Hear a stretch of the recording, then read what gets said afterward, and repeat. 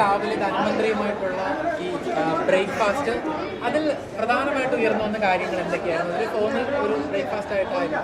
നല്ല ബ്രേക്ക്ഫാസ്റ്റ്, നല്ല ബ്രേക്ക്ഫാസ്റ്റ്. എന്തോ അതിനകത്ത് പുട്ടുണ്ടായിരുന്നു, കടല ഉണ്ടായിരുന്നു, അപ്പം ഉണ്ടായിരുന്നു, അങ്ങനെ നമ്മുടെ നല്ല വിഭവങ്ങളുണ്ട്. അപ്പോൾ പുട്ടും കടലയുണ്ട്. അത് ഞാനല്ലല്ലോ അവിടെ ചർച്ചയ്ക്ക് ഇരുന്ന് മുഖ്യമന്ത്രിയാണ്, മനസ്സിലായില്ല. അതിന് ചാരിതാർത്ഥ്യമുണ്ട് ഈ സക്സസ് ആയ. ഞാൻ എല്ലാത്തിലും ചാരിതാർത്ഥ്യമുള്ള ആളല്ലേ, ചാരിതാർത്ഥ്യക്കുറവ് ഒരിക്കലും ഉണ്ടായിട്ടില്ല. ചർച്ചകളൊക്കെ ഇപ്പോഴും അങ്ങനെയാണല്ലോ. അല്ല മാഷ, വേറൊരു കാര്യമുണ്ട്. മാഷ് പാഴ്ചെലവാണ്, പാഴാണ് എന്നൊക്കെ പറയുന്ന ആൾക്കാർക്കുള്ള മറുപടി കൂടിയല്ലേ ഇത്തരമുള്ള മാഷയുടെ ഇടപെടൽ? അതിപ്പോൾ നമ്മുടെ ജനാധിപത്യത്തിൽ ദൂര അഭിപ്രായങ്ങൾ പറയും. ആ അഭിപ്രായങ്ങൾ നമ്മൾ സ്വീകരിക്കുക, അല്ലാത്ത അതിൻ്റെ വഴിക്ക് പോവുക.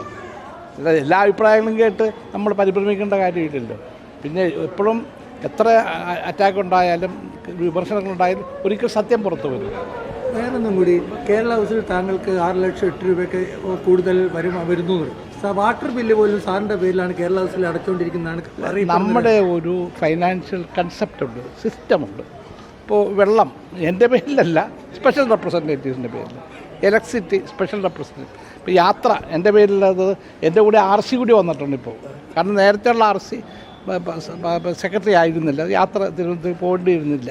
ഇപ്പോൾ ഇദ്ദേഹത്തിന് അവിടെ പോകണം. അതിൻ്റെ ആ അക്കൗണ്ടിങ് സിസ്റ്റമുണ്ട്, ആ സിസ്റ്റത്തിൽ വരുന്ന കാര്യങ്ങളാണ്. അപ്പോൾ ഇതൊക്കെ സാറിൻ്റെ പേരിലാണ് പുറത്ത് വരുന്നത് അർത്ഥം. ഈ വെള്ളവും അത് കൊടുക്കുന്ന ആളൊന്നും അന്വേഷിക്കേണ്ടത് എങ്ങനെ വന്നു എന്നൊന്നെങ്കിൽ ഒന്ന് കേരള ഹൗസിൽ ചോദിക്കണം, അത് എന്നോട് ചോദിക്കണം.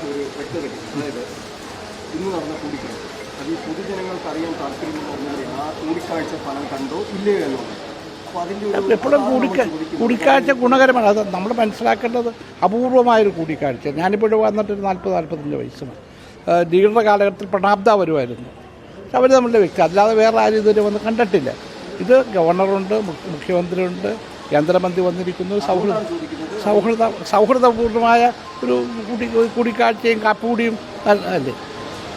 ധനമന്ത്രി കേരള ഹൗസിലേക്ക് വരുന്നത് ഒരു അസാധാരണ ഒരു കൂടിക്കാഴ്ചയാണ്. നിങ്ങൾ തീരുമാനിക്കും. കാരണം PRDയുടെ റിലീസ് പോലും ഒരു അനൗദ്യോഗിക അതെ, അപ്പോൾ ഈ കാര്യങ്ങൾ ചർച്ചയായോ എന്നുള്ളതാണ് നമ്മൾ. അതായത് പറഞ്ഞത് അത് എന്തൊക്കെ ചർച്ച ചെയ്തു എന്നുള്ളതൊക്കെ ഇനി കൃത്യമായി പറയേണ്ടത് മുഖ്യമന്ത്രിയാണ്. പക്ഷേ ഒരു കാര്യം മനസ്സിലാക്കേണ്ടത് കണ്ടിന്യൂസ്. അതെ, അത് പിന്നെ എനിക്ക് പ്രതികരിക്കാൻ പറ്റില്ലല്ലോ. അതുകൊണ്ട് അത് അദ്ദേഹത്തിന് ചോദിക്കണം. അത് നിങ്ങൾ ചെറുപ്പക്കാരായ പത്രക്കാരുടെ അതിൽ പോയി കണ്ട് ചോദിക്കുക. അപ്പോൾ അദ്ദേഹം കൃത്യമായിട്ട് പറയും. ഇവിടെ നടന്നുകൊണ്ടിരിക്കുന്ന കണ്ടിന്യൂസ് പ്രോസസ്സാണ്, ഒരു ദിവസമുള്ളതല്ല. ഇപ്പോൾ കഴിഞ്ഞ വെള്ളിയാഴ്ച ഞാൻ ഫൈനാൻസ് മിനിസ്റ്റർ കണ്ടിരുന്നു.